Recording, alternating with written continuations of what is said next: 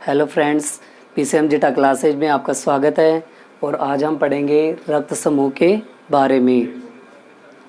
तो रक्त समूह के आधार पर रक्त दो प्रकार का होता है। एक तो होता है प्रतिजन की उपस्थिति या अनुपस्थिति के आधार पर, और एक होता है आरएच कारक की उपस्थिति या अनुपस्थिति के आधार पर। तो सबसे पहले हम रक्त समूह को पढ़ेंगे प्रतिजन की उपस्थिति या अनुपस्थिति के आधार पर। तो प्रतिजन की उपस्थिति या अनुपस्थिति के आधार पर रक्त समूह चार प्रकार का होता है। पहला है ए रक्त समूह है। तो जिन व्यक्तियों की आरबीसी पर ए प्रतिजन पाया जाता है तथा बी प्रतिरक्षी उपस्थित होती है, उन व्यक्तियों का रक्त समूह ए प्रकार का होता है। इसी प्रकार बी रक्त समूह है। जिन व्यक्तियों की आरबीसी पर बी प्रतिजन पाया जाता है तथा ए प्रतिरक्षी उपस्थित होती है, उन व्यक्तियों का रक्त समूह बी प्रकार का होता है। इसी प्रकार ए बी रक्त समूह है।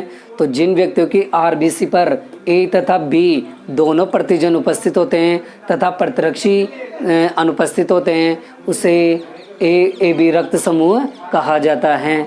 इसी प्रकार ओ रक्त समूह है।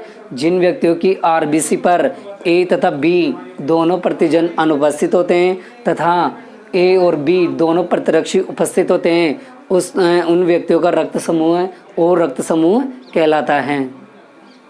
ये तो थे ए और बी प्रतिजन की उपस्थिति या अनुपस्थिति के आधार पर रक्त समूह के प्रकार। इसी प्रकार आरएच कारक की उपस्थिति के आधार पर रक्त समूह के प्रकार। तो आरएच कारक की उपस्थिति या अनुपस्थिति के आधार पर रक्त समूह दो प्रकार का होता है। एक होता है आरएच धनात्मक और एक होता है आरएच ऋणात्मक।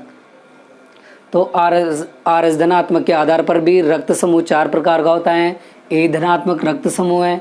तो जिन व्यक्तियों की आरबीसी पर आरएच धनात्मक कारक उपस्थित होता है, उन व्यक्तियों का रक्त समूह ए धनात्मक कहलाता है।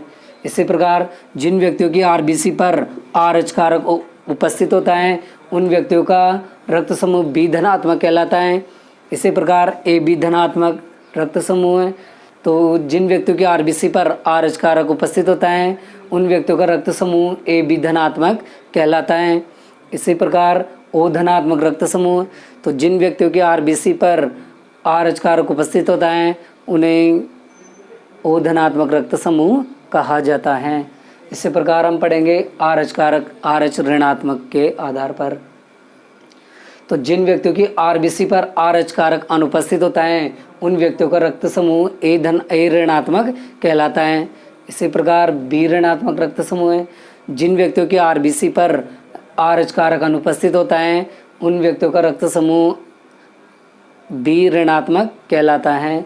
इसी प्रकार ए बी ऋणात्मक रक्त समूह है।